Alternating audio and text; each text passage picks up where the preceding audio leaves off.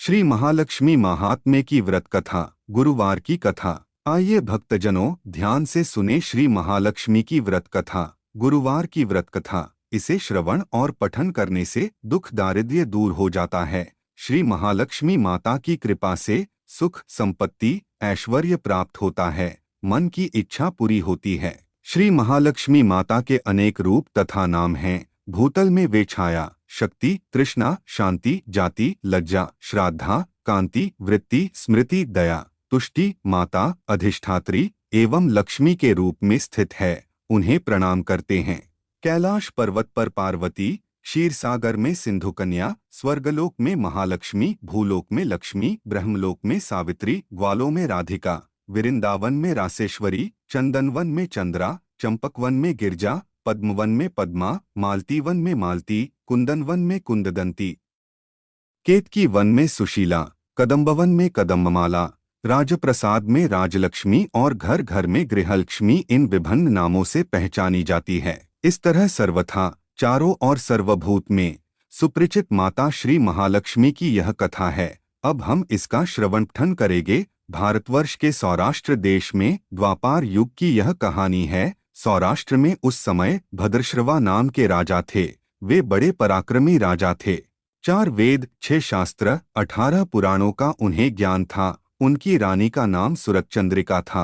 रानी दिखने में सुंदर और सुलक्षणा थी तथा पतिव्रता थी। उन दोनों को 7 पुत्र तथा उसके बाद एक कन्या का वरदान मिला था।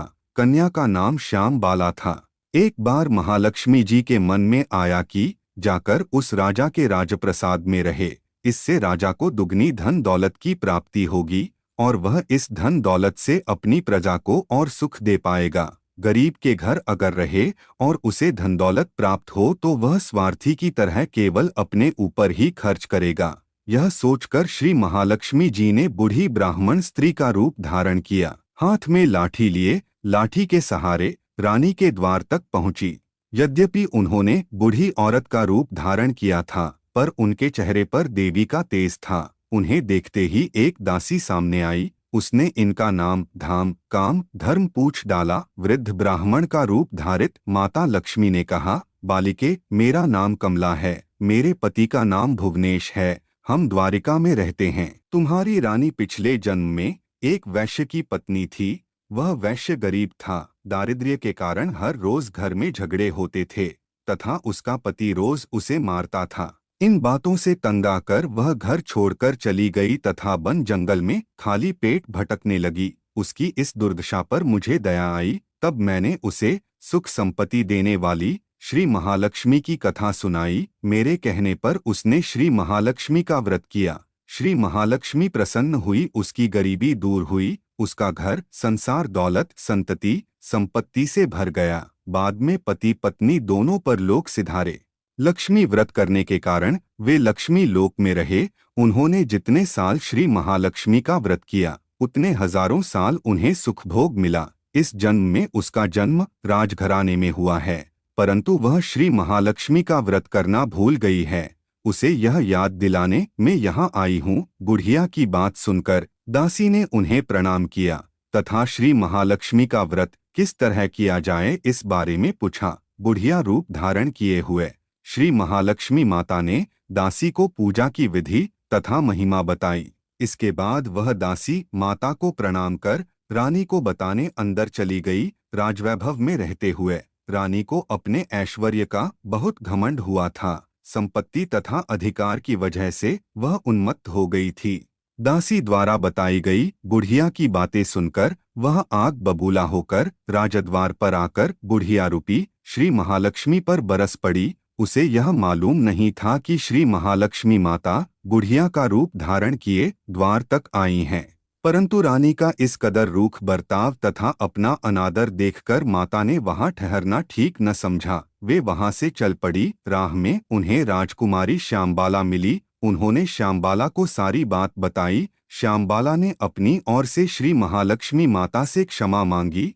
माता को उस पर दया आई। उन्होंने श्यामबाला को श्री महालक्ष्मी व्रत के बारे में बताया। उस दिन मार्गशीर्ष माह का पहला गुरुवार था। श्यामबाला ने परम श्रद्धा से श्री महालक्ष्मी का व्रत रखा। फलस्वरूप राजा सिद्धेश्वर के सुपुत्र मालाधर से उसका विवाह हुआ। वह धन दौलत ऐश्वर्य वैभव से मालामाल हो गई। पति के साथ ससुराल में आनंद से दिन बिताने लगी। इधर श्री महालक्ष्मी का रानी पर प्रकोप हुआ। फलस्वरूप राजा भद्रश्रवा का राज्य एवं राज कारोबार नष्ट हो गया, यहाँ तक कि खाने के लाले पड़ गए। ऐसी हालात में एक दिन रानी ने राजा से निवेदन किया, हमारा दामाद इतना बड़ा राजा है, धनवान है, ऐश्वर्यशाली है, क्यों न उसके पास जाए, अपना हाल उसे बताए, वह जरूर हमारी मदद करेगा। इस बात पर राजा भद्रश्रवा दामाद के पास रवाना हुए। राज्य में पहुंचकर एक तालाब के किनारे थोड़ी देर विश्राम लेने के लिए ठहरे। तालाब से पानी लेने आते जाते दासियों ने उन्हें देखा। उन्होंने विनम्रता से उनकी पूछताछ की। जब उन्हें यह मालूम हुआ कि वे रानी श्यामबाला के पिता हैं, तो दौड़ते हुए जाकर उन्होंने रानी को सारी बात बताई। रानी ने दासी के हाथ राज परिधान भेजकर बड़े ठाठ से उनका स्वागत तथा आदर सत्कार किया, खान पान करवाया। जब वे लौटने लगे तो सोने की मोहरों से भरा घड़ा दिया। राजा भद्रश्रवा जब वापस लौटे तो उन्हें देखकर रानी सुरचंद्रिका खुश हुई। उन्होंने सोने की मोहरों से भरे घड़े का मुंह खोला, पर हाय भगवान, घड़े में धन के बदले कोयले मिले। यह सब श्री महालक्ष्मी के प्रकोप से हुआ। इस प्रकार दुर्दशा में और कई दिन बीत गए। इस बार रानी स्वयं अपनी कन्या के पास गई। वह दिन मार्गशीर्ष माह का अंतिम गुरुवार था। श्यामबाला ने श्री महालक्ष्मी का व्रत किया, पूजा की, अपनी माता से भी व्रत करवाया। इसके बाद रानी अपने घर आई। श्री महालक्ष्मी का व्रत रखने पर उसे फिर से अपना राजपाट, धन दौलत, ऐश्वर्य प्राप्त हुआ। वह फिर से सुख शांति आनंदमय जीवन बिताने लगी। कुछ दिनों बाद राजकन्या श्यामबाला अपने पिता के घर आई। उसे अपने घर देखकर सुरचंद्रिका को पुरानी बातें याद आई।